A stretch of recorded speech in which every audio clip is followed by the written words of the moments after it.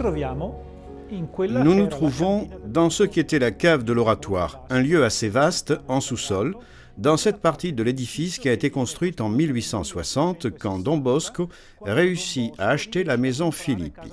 Maison Filippi était tout près de la maison Pinardi, et après quelques années de présence à l'oratoire, Don Bosco avait besoin de plus de place. Il parvint à acheter aussi la maison Filippi, il l'agrandit, il la retapa, et en l'agrandissant, il construisit une aile qui vient attachée à celle des chambrettes qui avait été construite 4 ans plus tôt. Exactement au-dessus de nos têtes, 3 étages plus haut, il y a la chambre de Don Bosco. Nous sommes exactement sous les chambrettes, celles que nous connaissons comme les chambrettes de Don Bosco. La cave que nous avons trouvée, qui a changé au cours des années, a changé beaucoup. Il s'est manifesté comme un endroit très beau et intéressant. Nous pouvons même voir la voûte de cet édifice simple et sans plâtre, qui avait reçu une simple main de chaux blanche pour pouvoir désinfecter les lieux. Autre élément particulier et beau, en enlevant le pavement qui avait été fait les dernières années pour pouvoir donner une destination diverse à ce local, se trouve le pavement original de la cave, en carrelage cuit, déposé à sec. Et puis, dans le pavement de la cave, nous avons découvert ces petits trous pour puits. Évidemment, c'étaient des petits puits. Nous les appellerons ainsi, qui servaient à vider l'eau de nettoyage des barriques, après que l'on ait fait le nettoyage et l'assainissement des barriques pour les rendre prêtes à accueillir le nouveau vin. Le nouveau vin que l'on produisait dans la cave au moyen de l'introduction, disons des grappes de raisin, des trappes que nous trouvons dans le plafond, et qui encore maintenant, si nous voulons des portes, nous donne une communication entre le local de la cave et le portique de la maison Pinardi que nous avons au rez-de-chaussée.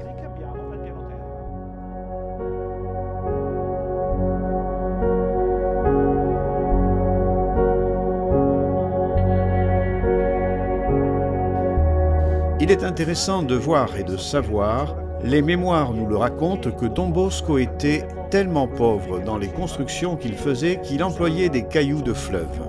C'était normal de les employer, mais il se les faisait apporter par les garçons en leur disant « Portez-les-moi et apportez quelque chose pour continuer la construction de notre oratoire ». Et les garçons allaient chercher les cailloux dans la Dora et la Stura, les 2 fleuves qui sont près d'ici. Et il y en a vraiment de très grands et importants qui sont apparus en ce moment, dans lesquels nous sommes en train de créer ces passages pour pouvoir faire accéder les pèlerins à cet espace au-dessous.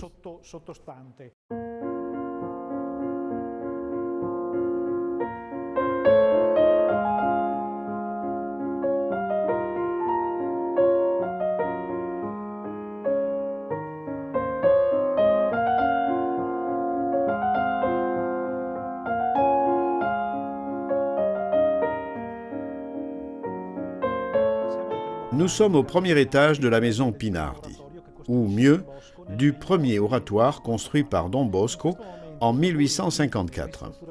En ce moment, les travaux de reconstruction sont dans une phase de démolition et nous sommes en train d'enlever les ajouts, les pavements, les parois non originales. Et nous sommes en train d'aller à l'essence de l'édifice.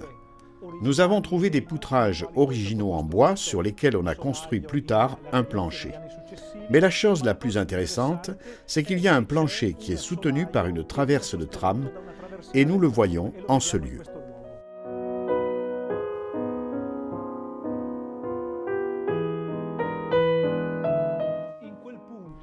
À cet endroit, on note qu'en haut, il y a une poutrelle en fer, qui n'est pas une poutrelle normale en fer, c'est une traverse du tram de Turin. Nous ne savons pas comment elle est arrivée là. Mais elle nous fait comprendre la pauvreté de matériaux avec lesquels travaillait Don Bosco et avec ce que l'on trouvait.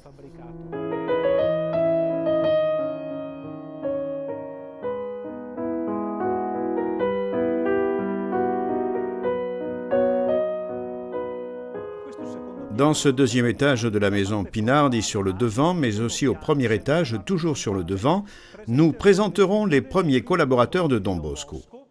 et parmi ceux-ci, ceux qui ont été reconnus saints par l'Église. En particulier, dans cette section du deuxième étage, à côté donc de la section Don Bosco saint, il y aura son successeur, Don Rinaldi. Don Rua, par contre, sera au premier étage. Il y aura Monseigneur Versilla, Don Variara, tous, Dominique Savio, Maman Marguerite. Et pour Maman Marguerite, rappelons-nous que justement dans cet endroit où je me trouve, elle avait sa chambre. Et c'est ici qu'elle meurt en novembre 1856. Avec Maman Marguerite et les autres, à l'étage en dessous, nous présentons ceux qui ont été les premiers collaborateurs de Don Bosco, saints ou pas. Dans les autres salles de ce même étage, nous aurons la réalisation de ce qu'est l'arbre de la famille salésienne. C'est-à-dire ceux qui sont nés avec Don Bosco et ensuite ceux qui se sont reconnus dans le charisme salésien, mettant en évidence particulière celles qui ont été les figures de sainteté reconnues par l'Église.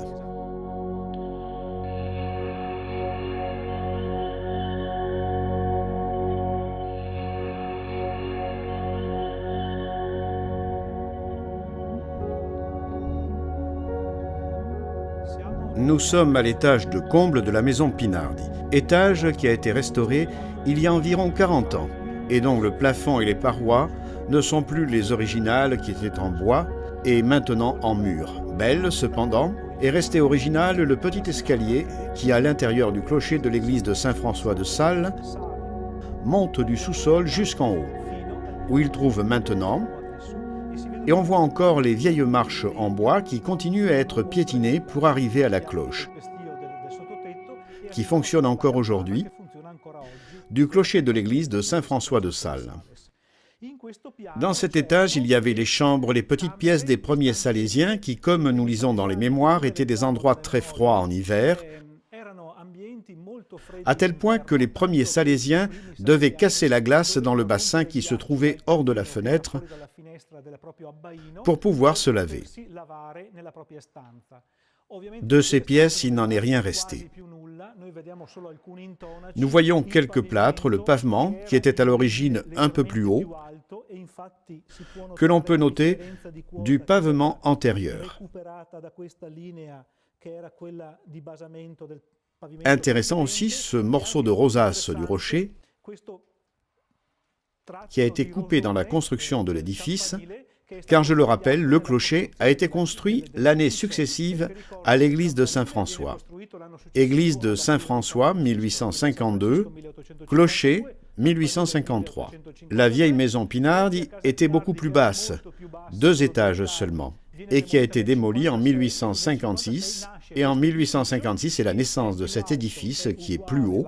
Il est égal à l'autre moitié qui avait été construite 2 années auparavant et qui coupe à moitié ce morceau de rosace.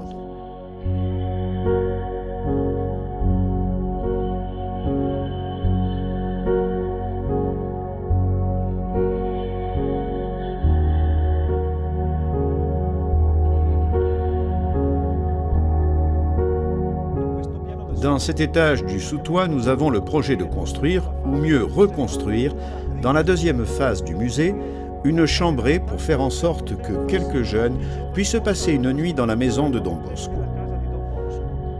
De cette manière, ce sera une grande chambrée, une chambre pour l'assistant avec les services, dans cet endroit du sous-toit comme c'était à l'origine de la maison Pinardi.